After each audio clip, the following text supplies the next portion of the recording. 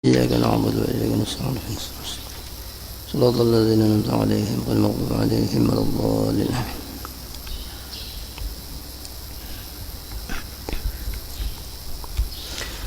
بسم الله الرحمن الرحيم. الحمد لله رب العالمين وبه نستعين على أمور الدنيا والدين، والصلاة والسلام على أشرف الأنبياء والمرسلين سيدنا ومولانا محمد وعلى آله وأصحابه أجمعين. سبحانك لا علم لنا إلا ما علمتنا إنك أنت العليم الحكيم. رب اشرح لي صدري ويسر لي أمري واحلل عقدة من لساني يفقه قولي. آمين. Alhamdulillah, puji syukur senantiasa kita panjatkan ke hadrat Allah Subhanahu wa taala. Salawat dan salam semoga selalu tercurah ke hadiran junjungan kita Nabi besar Muhammad sallallahu alaihi wasallam beserta ahli keluarga beliau, para sahabat, kerabat dan orang-orang yang senantiasa mengikuti jejak langkah beliau, mengikuti sunnah-sunnah beliau dari dahulu sekarang sampai akhir zaman. Menyambungi pengajian kita dalam kitab Taqriratus Sadidah tentang zakat fitrah sampai kepada mustahiq zakat. Mustahiq zakat itu artinya orang-orang yang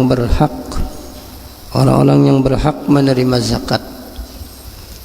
Jadi tidak semua orang berhak menerima zakat. Hanya orang-orang tertentu, jumlahnya ada 8 asnaf.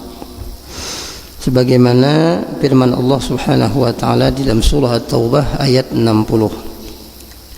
Innamas shadaqatu lil fuqara'i wal masakin wal 'amilin 'alayha wal mu'allafati qulubuhum wa fir riqab wal gharimin wa fi sabilillahi wa ibnis sabil fariidatan minallah wallahu 'alimun hakim. Sesungguhnya zakat-zakat itu hanyalah untuk orang-orang fakir, orang-orang miskin, wal 'amilin 'alaiha, amil atau pengurus-pengurus zakat, wal mu'allafati qulubihim, mu'allaf orang yang baru masuk Islam, wa fil liqab dan untuk memerdekakan budak, wal gharimina dan orang-orang yang terhutang atau orang-orang yang berhutang, wa fi sabilillah dan orang-orang yang berjuang di jalan Allah, wa ibnis sabil dan mereka yang sedang di dalam perjalanan. Faridatan minallah sebagai suatu ketetapan, ketentuan yang diwajibkan oleh Allah Subhanahu wa taala. Wallahu alimul hakim dan Allah Subhanahu wa taala Maha mengetahui lagi Maha bijaksana. Yang pertama adalah fakir, al-fuqara.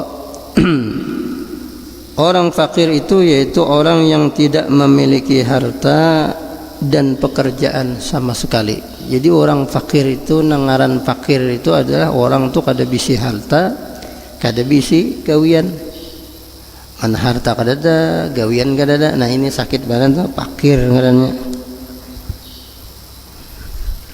Wajib benar ini diberi zakat. Atau mempunyai harta, si fakir ini ada berisian harta namun tidak mencukupi keperluannya. Ada bisi harta tapi tidak cukup.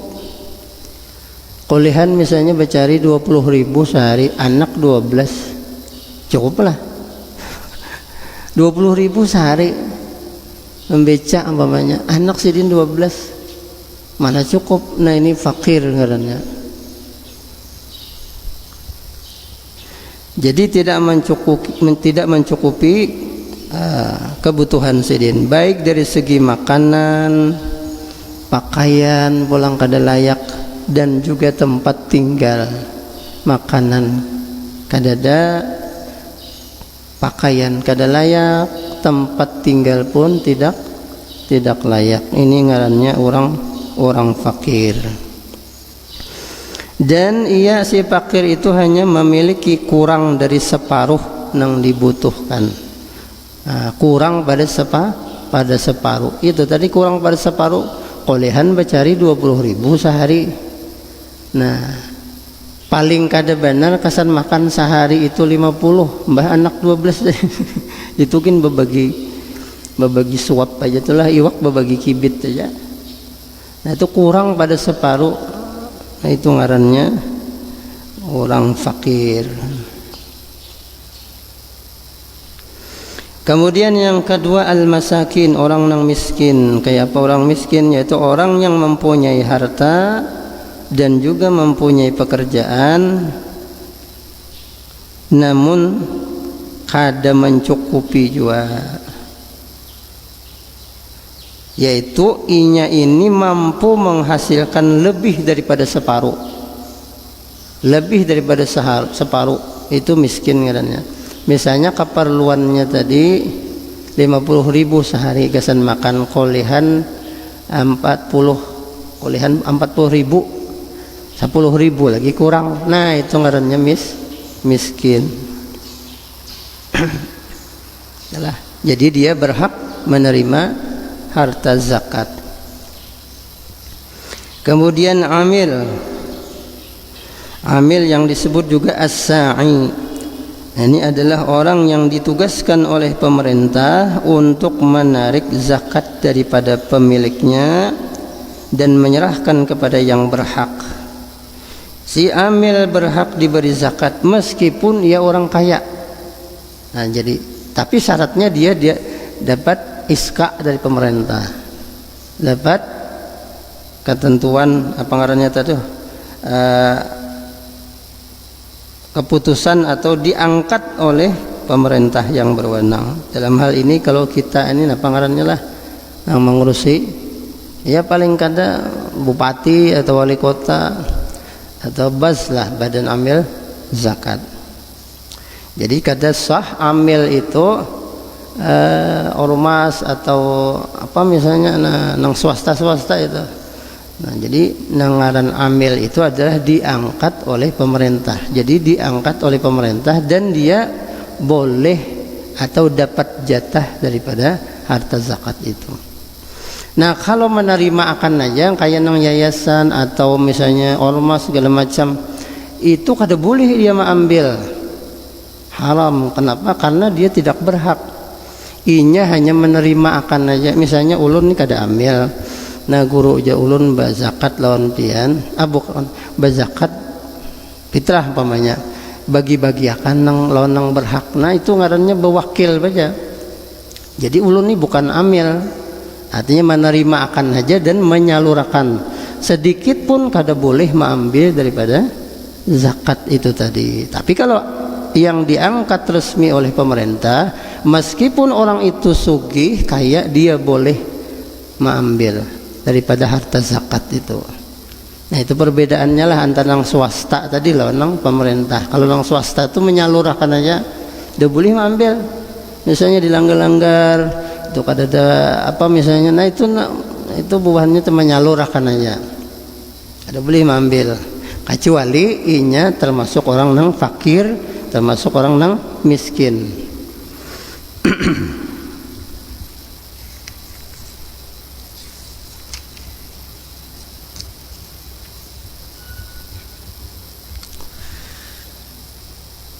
Jadi selama pemerintah nang mengangkatnya tadi tidak memberi gaji tertentu kepadanya daripada kas negara atau baitul mal. Kada daklulah orang amil itu bergaji daripada pemerintah, kada ada. Kecuali dia digaji tertentu misalnya gajinya pulang, nah itu kada boleh. Nah, jadi inya mengurusi tadi kada digaji oleh pemerintah, maka orang yang digaji dengan gaji tertentu oleh pemerintah tidak berhak mengambil harta zakat. Amil juga tapi ini dapat gaji. Nah ujar pemerintah, ikam ini menerima akan aja, menyalurkan aja kepada yang berhak, tapi ini nah gajinya tentukan oleh perda umpamanya. Perda ada ketentuan honor gaji daripada amil ini, maka amil nang honor bergaji dari pemerintah tadi kada boleh mengambil daripada harta zakat. Jadi nang boleh mengambil itu nang kada bergaji. Nah, meskipun tadi orangnya mampu. Kemudian muallaf wal muallafati qulubuhum, orang nang baru masuk Islam. Dia berhak menerima zakat. Nah, jadi ada 4 kategori muallaf ini. Pertama, orang yang baru masuk Islam dan niatnya masih lemah. Jadi orang itu masih lemah. Jadi perlu dibantu, dikuatkan dengan harta zakat. Atau misalnya ia termasuk daripada tokoh kaumnya, jadi kepala sukunya umpamanya, sehingga kalau diberi zakat diharapkan ia bisa menarik orang-orangnya, kaumnya, sesamanya agar masuk Islam. Kemudian orang Islam yang memerangi atau menakut-nakuti orang-orang yang tidak mau menunaikan zakat sehingga mau menyerahkannya pada imam tadi, itu masuk mu'allaf juga ngarannya. Kemudian orang yang memerangi teman-temannya sendiri dari golongan orang kafir atau pemberontak, bogat lah, jika memberikan zakat kepadanya lebih mudah dibanding harus menyerahkan kepada pasukannya. Kemudian yang kelima, budak. Nah, yang menerima zakat adalah budak mukatab, yaitu budak yang menjalin akad cicilan dengan tuannya untuk menebus dirinya. Mencicil inilah itu budak, bila nyakawa mencicil ujar tuannya ikan bebas merdeka, maka dia berhak mendapatkan harta zakat. Wal gharimin, gharim orang yang berhutang. Orang yang berhutang tapi hutang untuk keperluannya, untuk kebutuhannya, maka bukan berhutang untuk maksiat, beda lah. Jadi orang yang berhutang, kategori gharim itu orang yang berhutang untuk keperluannya, untuk keperluan makan umpamanya, sampai itu hutang cukup, nah, maka orang itu boleh menerima harta zakat.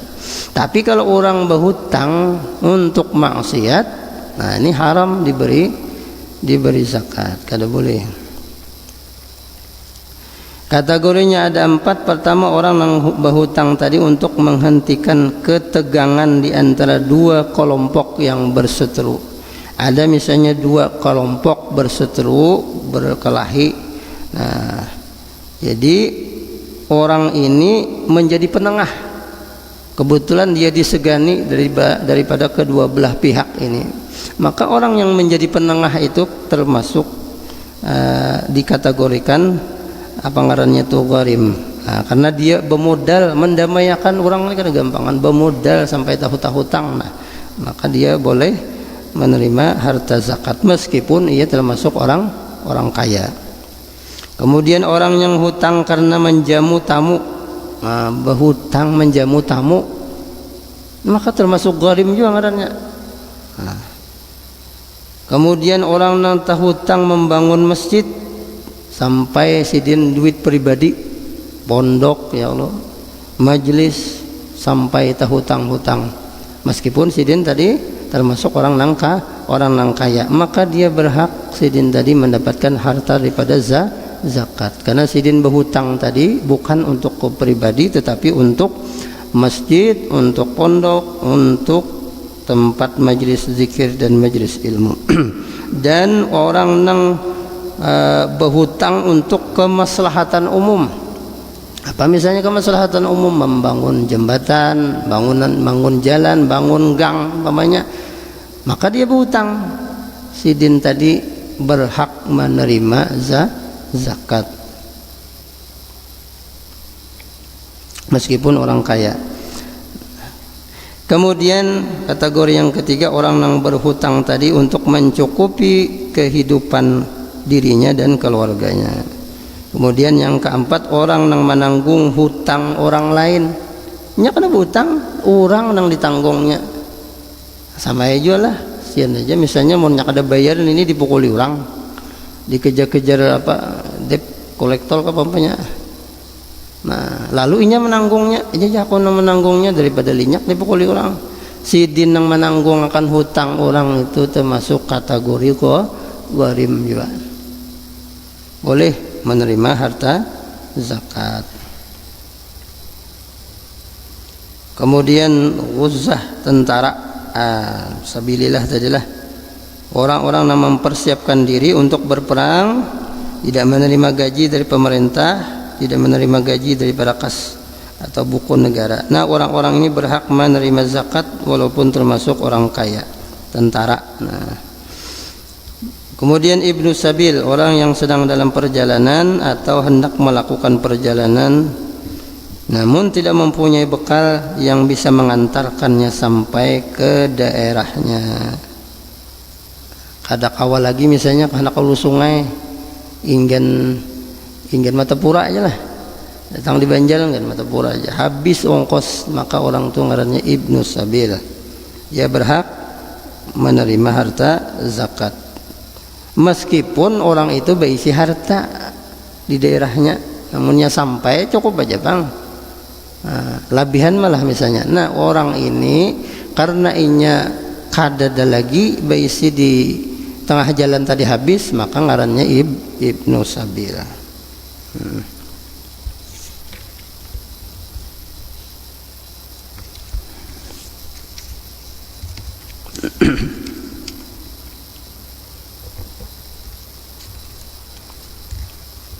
Kemudian sabilillah tadi menurut sebagian pendapat yang tadi tentara lah, orang yang berjuang berperang menegakkan agama Allah, siapapun juga kada termasuk tentara misalnya, apa nang selain tentara tuh nah milisi udah kayak tentara aja tuh. Nah itu kada dapat gaji dah, itu masuk kategori fisabilillah. Ada juga sebagian pendapat masuk kategori fisabilillah orang yang menjalankan ibadah haji.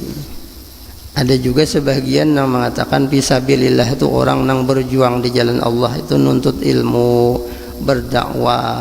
Ada juga yang mengatakan itu masuk kategori fisabilillah, berjuang juga di jalan Allah Subhanahu wa taala. Kemudian masail tentang permasalahan-permasalahan yang berkaitan dengan zakat fitrah. Di antaranya, bolehkah zakat fitrah itu diberikan kepada saudara kandung? Adalah, bolehkah zakat fitrah tadi diberikan kepada saudara kandung?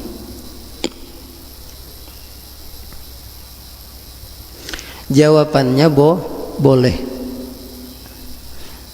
Kenapa? Jika ada saudara kandung kita yang miskin, apalagi fakir tadilah, maka kita boleh memberikan zakat kepadanya, termasuk zakat fitrah.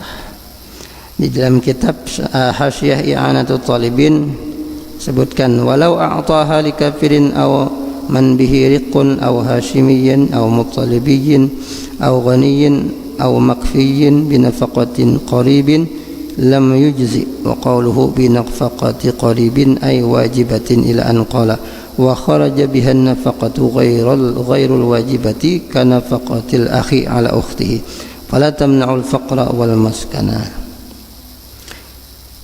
Jika zakat diberikan kepada orang kafir kada sah. Baharannya tadi Bani Hashim, Bani Muttalib, kalangan Sayyid Al-Habaib lah. Tapi ada juga yang membolehkan, ada kaul yang membolehkan. Atau orang kaya atau orang yang sudah dinafkahi oleh kerabatnya dengan nafkah wajib, maka tidak sah atau tidak mencukupi diberikan zakat kepada mereka itu. Berbeda dengan nafkah. Nah, bukan nafkah yang bukan wajib. Nah, seperti nafkah saudara laki-laki yang ditanggung oleh saudarinya. Nah, misalnya ada orang baring sanak, tapi nang maongkos ini ding sanak babinian, inya misalnya fakir, nah, atau misalnya kada kau begawi, nah, apalagi misalnya lumpuh segala macam, penyakit segala macam. Nah, nang menanggung tu dang sanak babinian, nah, maka itu boleh diberikan zakat, termasuk zakat fitrah.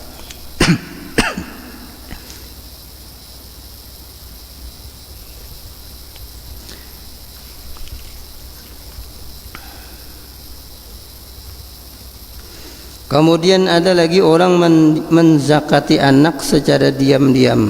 Apakah sah orang tua menzakati anak yang di perantauan atau di pesantren tanpa minta izin terlebih dahulu kepada si anak tadi. Tapi anaknya tadi sudah ganal, sudah akil balik. Nah, jadi kada sah, kada boleh kita orang tua secara diam-diam menzakati anak yang sudah akil balik tadi lah, kecuali atas sepengetahuan daripada si anak tersebut. Nah, atau si anak tadi bayarkan zakat ulun lah misalnya. Nah itu bagiannya. Jadi kalau kita secara diam-diam itu kada sah. Kemudian lagi panitia zakat memindah zakat, memberikan zakat itu ke tempat lain, ke kampung lain, ke desa lain, bukan di sekitar itu. Nah, kayak apa hukumnya? Bolehlah panitia zakat tadi memindah zakat pada selain daerah orang nang membayar zakat. Nah, kalau panitianya tadi resmi daripada pemerintah, amil tadi, maka dia boleh memindah zakat tadi ke daerah lain. Misalnya di sini orang sugih-sugih aja berdataan. Nah, sementara di daerah lain misalnya apalagi kena musibah, kebakaran kah, banjir kan umpamanya. Nah di sini aman aja, di sini malah sugih-sugih cukup, maka kita boleh memindah zakat tadi ke tempat lain meskipun jauh luar daerah. Tapi syaratnya tadi amil nang resmi. Kemudian bolehkah memberi zakat kepada santri umpamanya? Nah, asal santri aja. Jadi ada juga kategori nang bujur-bujur santri itu. Nah, jadi asalnya santri tadi nang nuntut ilmu tadi. Nah, itu dikategorikan misalnya fisabilillah. Nah, fisabilillah itu jadi nuntut ilmu. Nah, maka kada boleh kecuali santri tersebut memenuhi beberapa syarat. Pertama, santri tersebut termasuk orang nang tidak mampu, orang nang kada mampu atau kurang mampu, maka dia berhak menerima zakat, termasuk zakat fitrah. Kalau inya si santri tadi sambil begawi, sambil mengaji, sambil sekolah, sambil bercari, sambil bekerja nih, nah itu akan menghambat proses belajarnya. Jadi belajarnya terganggu. Nah jadi orang belajar itu mau berhasil ya harus fokus bujur-bujur, jangan sambil begawi, sehingga kalau sambil begawi terganggu belajarannya. Nah kemudian pulang syaratnya yang ketiga, santri tadi orangnya bukan santri pemalas, santrinya rajin belajar. Nah kalau nang pemalas, nah itu kada sah diberi zakat. Guring aja turun kada, kada turun sekolah gawean guring pamanya, nah beramian.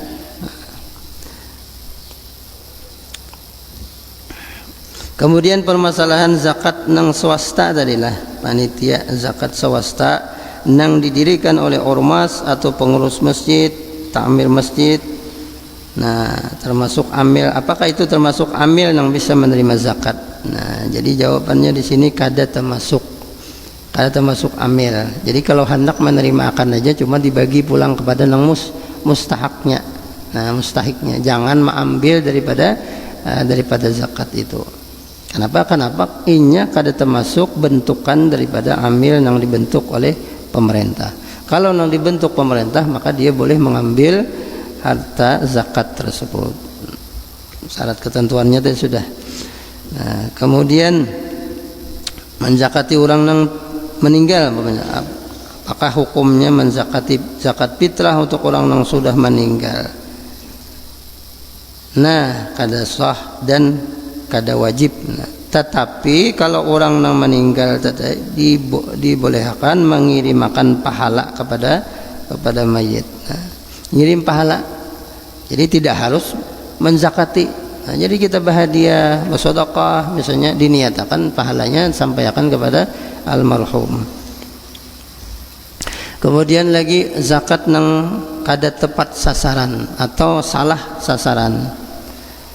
Apakah gugur kewajiban zakat seseorang yang apabila dia memberikan zakat kepada orang yang dikiranya fakir atau dikiranya miskin ternyata orang itu orang kaya. Nah, jadi kalau kita memberikan zakat, kita kira orang itu fakir atau miskin tapi orang sugih. Nah, zakatnya tadi belum gugur. Artinya kenapa kada gugur kewajiban zakatnya? Karena ia menyerahkan kepada orang yang tidak tepat, salah sasaran. Orang sugih dijulungi zakat. Nah, kecuali sugih nang ketentuannya tadi sudahlah. Nah, jadi pemberi zakat tadi nang salah sasaran tadi dia boleh mengambil kembali zakatnya. Boleh? Bah, aku aja salah julung nikam tadi aja aku kira. Salah julung mah biar aja gitu lah. Tapi boleh dia menarik zakatnya tadi. Nah, kenapa? Karena salah sasaran tadilah. Kemudian orang nang berzakat fitrah menggunakan uang, bolehlah. Kalau mayoritas kita Imam Syafi'i, apa nang kita makan itu nang dizakati. Balas pamanya apa nang kita makan balas unus pamanya. Nah, balas unus nang dizakati. Balas adil makan kita, balas adil nang kita berzakat fitrah. Atau misalnya balas nang apa misalnya nang kualitas IR pemanya nang di bawah telah nang nomor 3 kah atau nomor 4. Nah itu juga. Jadi apa nang kita makan itu nang kita zakati. Ini kadang misalnya kita makan balas unus, kalinya berzakat balas dolok. Nah itu. Jadi kalau bisa kita berzakat itu nang paling baik. Nah, kita makan misalnya balas adil, nang baiknya nang abdalnya itu nang dizakati zakat fitrah balas unus mayang pamanya. Nah, bagus lagi itu. Nah, kalau orang dengan duit aja tadi menurut mazhab Hanafi dibolehkan. Tapi disesuaikan dengan apa ngarannya tuh? Dengan nas yang terdapat dalam hadis, yaitu seharga setengah sa' al-bur atau gandum, atau 1 sa' kurma. 1 sa' menurut mazhab Hanafi adalah 3,8 kg. Nah, banyaklah. Jadi perbedaan antara 1 sa' menurut mazhab Hanafi dan Syafi'i, Hanafi 3,8 kilo, kalau Syafi'i itu 2,75 gram.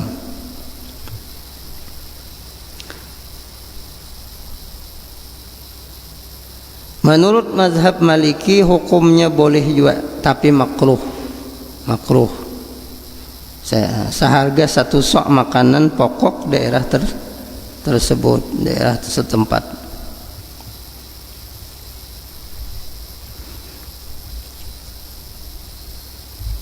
Kalau misalnya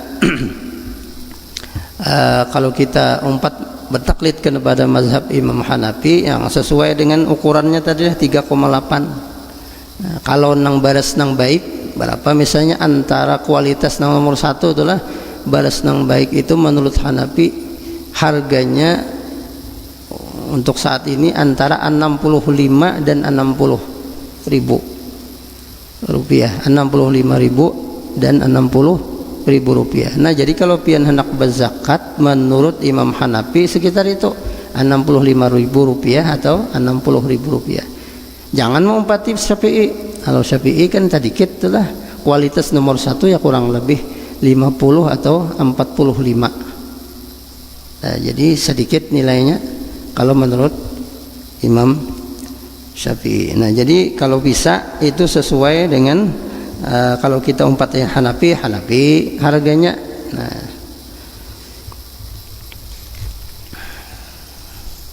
kemudian lagi panitia zakat mengembangkan harta zakat. Kayak apa hukumnya? Dibagi kada tapi dikembangkan dalam bentuk usaha segala macam. Nah, jadi bolehkah panitia zakat mengelola harta zakat untuk dikembangkan sebelum diberikan kepada yang berhak? Kada boleh. Tidak boleh. Nah, jadi zakat tadi harus diserahkan kepada orang yang bersangkutan nang mustahiknya. Jadi kita sebagai panitia atau amil kada boleh mentasarrufkan mengelola harta zakat itu. Walaupun misalnya dimodalkan kasan betokoan minimarket pamannya, ini harta zakat daripada nang kita ambil darilah diulah misalnya minimarket atau usaha apa misalnya dari hasil itu tadi, nah supaya berkembang misalnya nih, nah itu kada boleh hukumnya.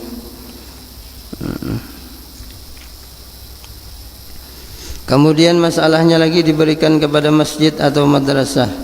Bolehlah zakat fitrah diberikan kepada masjid atau lembaga pendidikan setelah dibagi kepada fakir miskin. Nah jawabannya di sini kada boleh, karena masjid atau lembaga pendidikan bukan termasuk golongan penerima zakat. Jadi yang menerima itu manusia.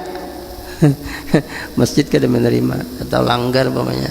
Jadi yang menerima itu adalah manusianya, yang fakir, miskin, segala macam tadi. Nah, jadi jangan dijulung kepada pengarannya itu. Kalau diulah kas segala macam. Nah. Kemudian zakat fitrah diberikan kepada kiai atau tuan guru. Nah,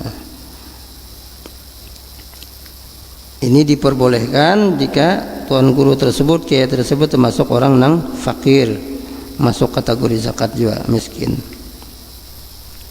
Dan boleh juga diberikan kepada kiai yang kaya. Tuan guru nang sugih boleh, namun status tuan guru tadi wakil muzakki, orang yang berzakat. Artinya sidin menerima akan aja, kemudian sidin membagi-bagi lagi. Nah, sidin membagi-bagi lagi. Jadi sidin itu menerima akan aja. Nah, orang berzakat segala macam, ini kita bagi akan sidin pulang. Jadi bukan untuk sidin pribadi.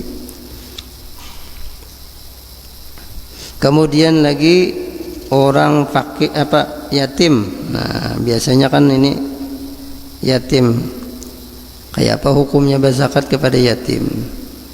Nah, kalau dia termasuk yatim nang fakir, yatim nang miskin, maka ia termasuk kategori nang berhak menerima zakat.